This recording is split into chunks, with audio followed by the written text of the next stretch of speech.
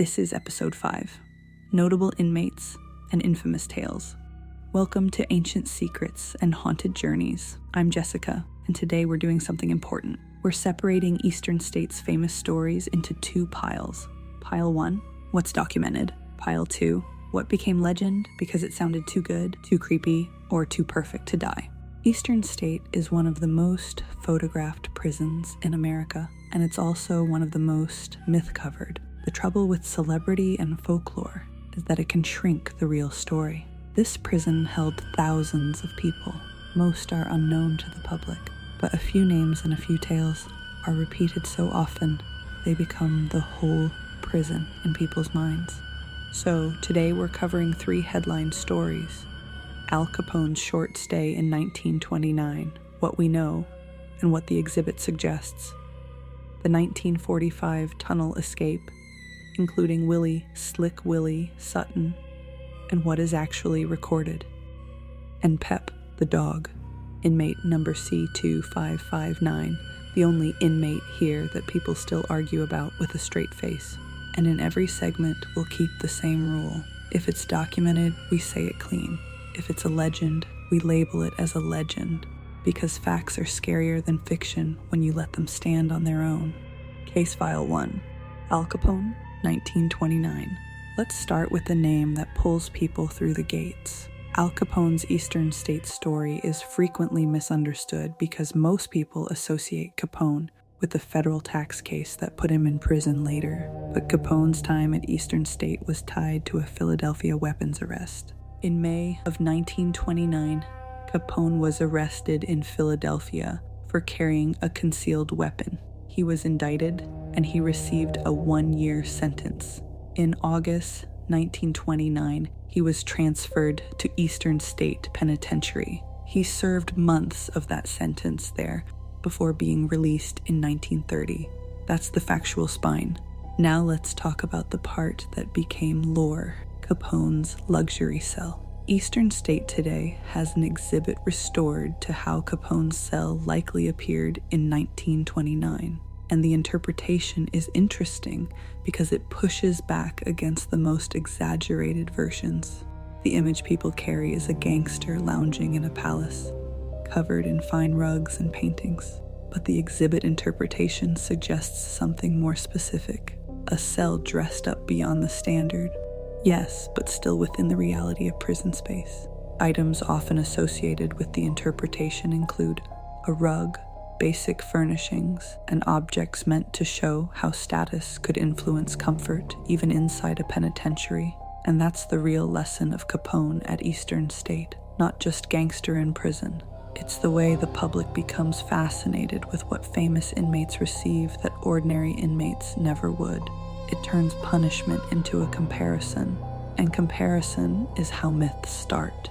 Capone also becomes a magnet for haunting stories, because Eastern State is already a magnet for haunting stories. Visitors and tour lore often claim Capone heard voices, felt watched, or was disturbed at night. Here's how we treat that responsibly. We can say this: Capone's incarceration at Eastern State is documented. The prison's reputation as haunted is modern and widely reported. Stories about Capone being haunted inside the prison are part of tour culture and retellings. We cannot prove the paranormal claim, but we can say why the claim sticks. A famous man, alone in a place built to unsettle the mind, becomes the perfect container for a haunting narrative. Even if you remove ghosts entirely, Eastern State's design is already a pressure cooker. Stone, echo, isolation, and the knowledge that silence is enforced. So when you hear Capone was haunted, you don't have to decide whether you believe in ghosts. You only have to recognize that Eastern State was built to make a person feel watched, judged, and contained. That is haunting all by itself. Case File 2, the 1945 tunnel escape. Now we move to a story that is not just legend. It's one of Eastern State's most documented events. On April 3rd, 1945, 12 inmates escaped Eastern State through a tunnel. The tunnel is often described as about 97 feet long, running underneath the prison wall and emerging outside the perimeter. The story includes planning, time, secrecy, and one major fact that matters for understanding Eastern State's later years. A prison designed as a perfect control machine still had weaknesses, especially when overcrowding and changing operations eroded the original system. One of the men associated with this escape was Willie Sutton, also known as Slick Willie, and the actor, famous for disguises and bank robberies. According to federal historical summaries, Sutton was sentenced to Eastern State in 1934, and he was one of the 12 men who escaped through the tunnel in 1945. And the part that undercuts the cinematic version is this: Sutton was recaptured the same day. In Eastern State's own tour interpretation, he's described as being caught within minutes, only a short distance from the prison. So why does the escape remain iconic?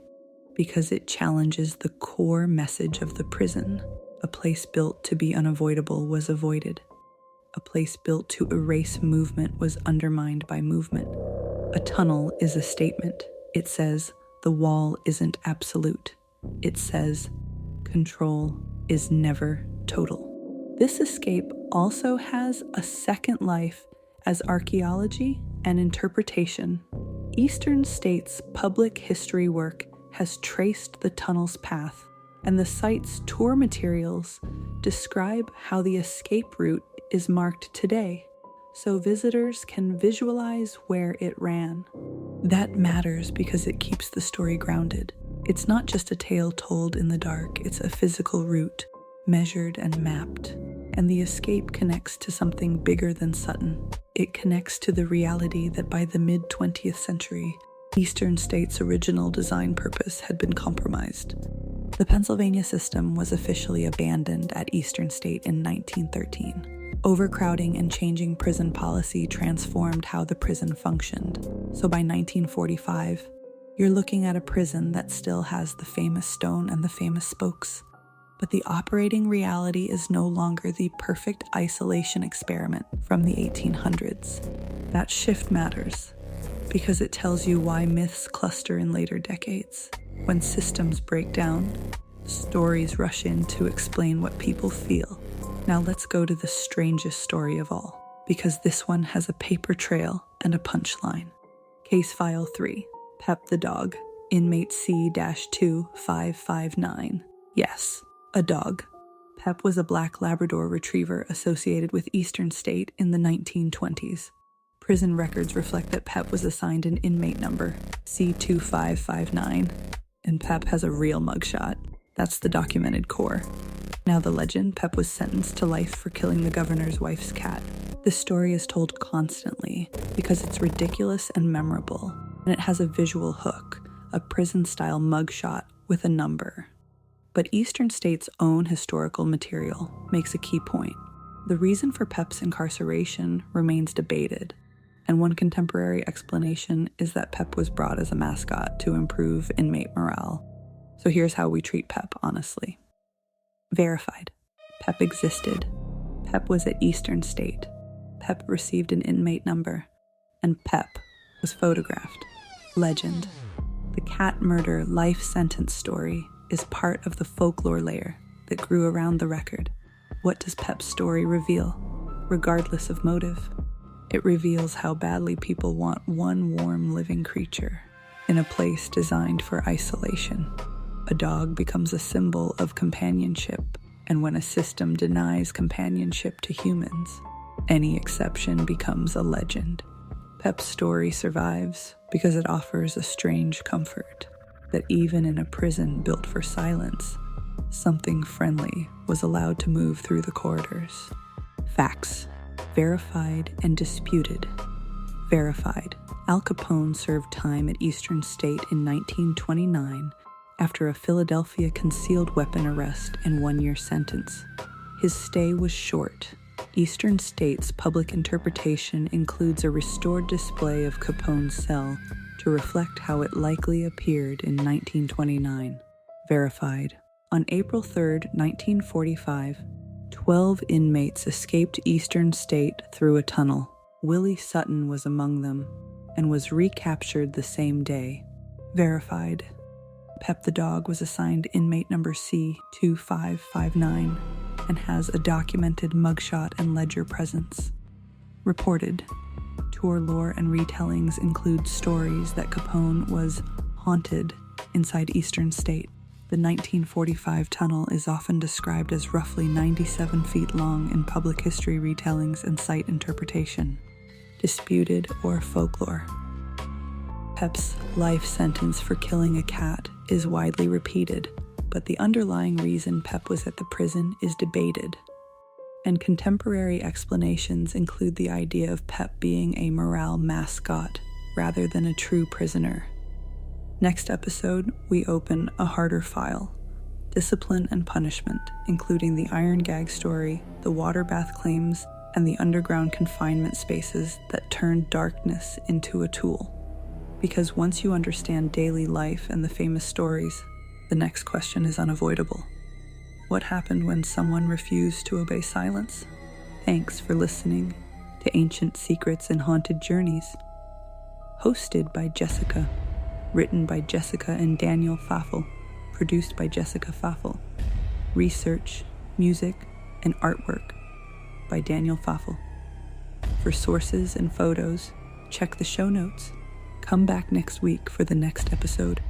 And for the full deep dive, the book Eastern State Penitentiary, the Pennsylvania System and the Prison That Changed the World is available now on Amazon.